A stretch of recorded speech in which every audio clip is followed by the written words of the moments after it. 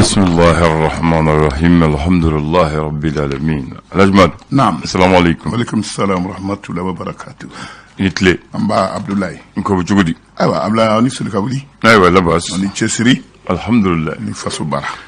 bamanoko depele nyeda ko kunsigite donné ko ngolom ko chien bamanoko tede kunsigite do re ala don tewa o te bunya mo ko maw allah akbar iski aya no bunya no o girara tigima ablay o ko chien ne ko mani kunsigi bu wolo mani bomoshiti wolo met mo dole bomoshiti tama kunsigi ka o chien dinye kuna o korodi janate ablay mo amogo bana nyogoni alay mo da mu ko kelenye dobe wuro donye ablay nga mimbe na o ko avec commune nasro dani sanji ka wuro to ko la kayila uni sanche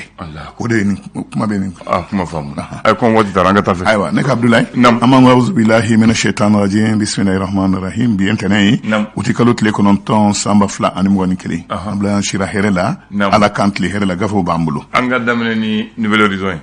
akodi ako sindika mono noe sugo firlaw ka syndicat uko ala teme uni famo bena mina sokola ko ubena aboloka ubese ngoluka son koroma e so gara ko depuis kuna sini aywa aluntine et puis amosa ka kade do fara kemo woro ani kemo lula Allahu akbar mo sar aluntine nare ma ko fole ma famille mbaye mimba re to la jenselen ni abe barakolu olu fe ako mali jamana e min ka fengen wa c'était mali ko mali bi a joro re minye ne o kaka fama ya re mana joila ikanga minke no jamana de lakanali ko mali de serula URD aleni karata sama flani muwa ani fla parti min ni o Ismaila Cissé ala kina ka parti o ngali do nasro ateka kata gun kulawa mi geleya ye lokol ko geleya no be lozo ngakmana ako lokol kramgo eko bi utela murti fardawa bi intenen be mi anga fanga boy mi sineme kalankoma ko konema haklisi ayo le malien kumana docteur Ibrahima Sango na les mission modèle Mali o nyamai ako kalata obise ka ke kalata nyamai re wa bise ka ke ala watire la mi Yakub Dugure o ka bolan semei ka bo bureau des éléments la ko o te fuitien au conseil islamique ka barayre la Chérif Ousmane Madani Aidara au conseil nyama lere jabe nyen fulana bagari to wala ko bagari to wala wurela ko kura pour économique la de eko ato onaja no makala ka do nam le challenger kumana awako maukan ka ke to bela jelena ka shogel ko ka maiga min kelembe ka sorasha finin dumbi ka kel ikode mali geleawla ko kadaka bi ko kada kan be munu fenfen chenun ke mi mama fenfen chenin ke ni ba don ko olu no boli damnena ma yen kuma fo mami ne oye batoni koronye no en kasum tapuyi Cheikh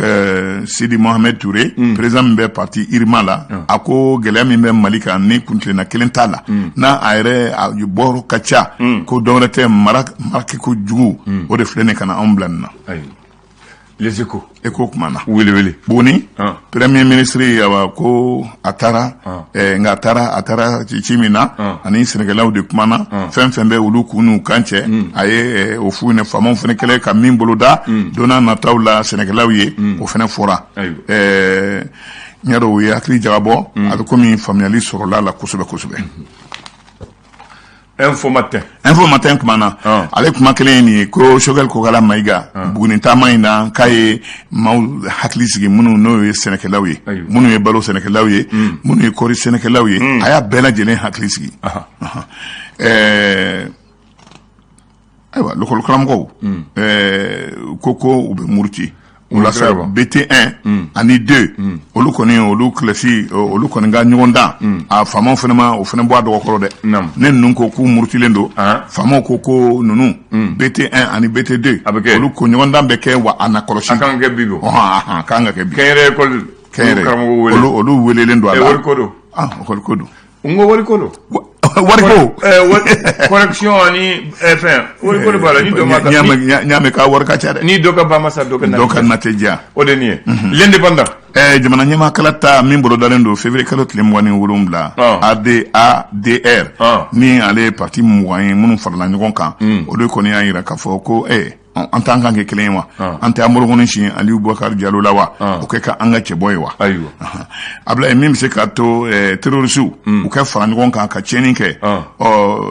ka taa tiɲɛniw kɛ yɔrɔw la yɔrɔ minnu ni an bɛ k'a mɛn don o don a maa 5 terroriste maa 5 fila o ye JISIM ye bon Bologoni sinnen bɛ olu ma wa faamaw minnu bɛ se k'u nɔbɔ ka taa tɛgɛ k'u kan olu jan b'u la ko donna a nataw la américains ka jɛkulu min bɛ yen n'o département d'état américain ale yɛrɛ de wulila k'a fɔ ko ale fɛ ko de ye nin ye ko ka ko to ale ma indicateur de niveau indicateur kumana ni waati na dantigɛli kelen bɛ k'a fɔ docteur Keb ani a ka jama olu taara ten yew Tombouctou mara la walasa ninnu cɛba minnu ni seko ni dɔn ko kanuba baw don halisa lahala foyi ma dɔn u ka lahalaw la Sevare Gawo ni ye sorasi dɔ ni jalisiw filɛ nin k'a lajɔ Ablaye hali u ma ɲininkali kɛ o ye mugu ci a la la sentinelle Sentinelle kumana ni waati na dantigɛli kelen bɛ a ko Birama Ture ka lahalaw la ani Abdul Nyang o minɛli ko la awa ale ye dantɛmɛ kuma min fɔ ani kuma porotolen min fɔ ko CSE ko SE kun ka dɔn ale ka ko la ko wa ko kunnafoni b'a ale bolo min tɛ SE bolo o ye dantɛmɛ ko ye min ni faamaw tɛ sɔn o ma cogo si la a bɛ taa ɲɛfɔ ye kɛ a bɛ taa ɲɛfɔ in na kojugu kumana kojugu kumana Ablaye nin waati na dantigɛlen bɛ ka commissaire principal Ibrahim Kebe awa ko a seginni a ma kɛ seginni gansan ye ka da kan a seginna a segin kun a n'a kunkan fɛnɛ mɛnna ka polisi ka o madon sigida maaw la awa ko olu kɔngɔmalen bɛ awa ka bɛɛ polisiw fɛnɛ bilasira wa polisiw mago bɛ kunnafoni min na hali n'u ma u yɛrɛ tɔgɔ fɔ wa k'u tɛ fɔ u jigi kɔ olu yɔrɔ o ye kunnaja dɔ ye Ibrahim Kebe bolo ka da kan ale de bɛ 4e arrondissement o kotigɛ la nin waati na a seginnin kɔ ka bɔ jamana tɔgɔ la kɔ kan bien Karamɔgɔ ko waati o tɛ baasi ye Mali fasa i b'o dɔn awɔ hymne national du Mali pionnier yɛrɛ y'a kɛ bamanankan na awɔ bamanankan dɔ kɛra la nka hakili t'a bamanankan de la bamanankan yɛrɛ bɛ n bolo Allahu akbar nka bamanankan filɛ n bolo a b'e bolo a fila bɛ n bolo a bamanankan n'a tubabukan a nanzarakan o filɛ bɛ bolo tubabukan filɛ bamanankan filɛ banna Ablaye a fila bɛ n bolo o dafara ale votera Assemblée nationale fɛ le 9 août 1962 bi ɲɔgɔn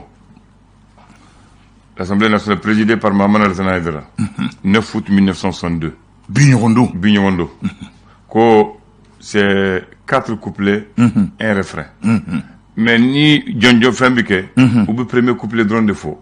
mais sinon naani de don refrain kelen a naani maa caman to dɛ mais a fɔlɔ kɔni caman b'o dɔn o ye dantigɛli bɛ kɛ naani de kɔnɔ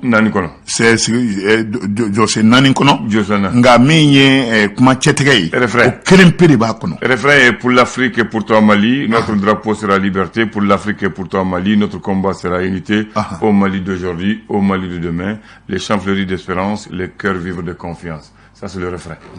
Voilà. Mais le premier couplet, Moro Bourdon, à ton appel Mali pour ta prospérité, fidèle à ton destin, nous serons tous unis, un peuple, un but une fois, pour une Afrique unie. Si l'ennemi découvre son front, au-dedans ou au-dehors, debout sur le rempart, nous sommes résolus de mourir. Voilà. Oui, follow. Pour l'Afrique et pour toi, le Mali, notre drapeau, ça j'ai dit ça. Pour le deuxième couplet, c'est debout vise et campagne, debout femme de vieux. Voilà. À tes premiers là. Voilà. Donc, debout villes et campagnes, debout femmes, jeunes et vieux, pour la patrie en marche, vers l'avenir radieux, pour notre dignité, renforçons bien nos rangs, pour le salut public, forgeons le bien commun, ensemble, coude à coude, faisons le sentier du bonheur. Troisième couplet. La voie est dure, très dure, qui mène vers le bonheur commun. Courage et dévouement, vigilance à tout moment, vérité des temps anciens, vérité de tous les jours, le bonheur par le labeur fera le Mali de demain. Quatrième couplet, comme Bakarinana, antophobie. Voilà, même pas fait comme Moufovana. Parce que, Imni Beko, c'est le Badian Tado. C'est le Badian Tumbi Koulou Kono, Koulou Mouye, Nindla. mais comme ale de y'a kalan Modibo ɲɛna wa don min na a kɛra fana Grand Hôtel la a kalan fɔlɔ kɛra o Modibo ɲɛna o la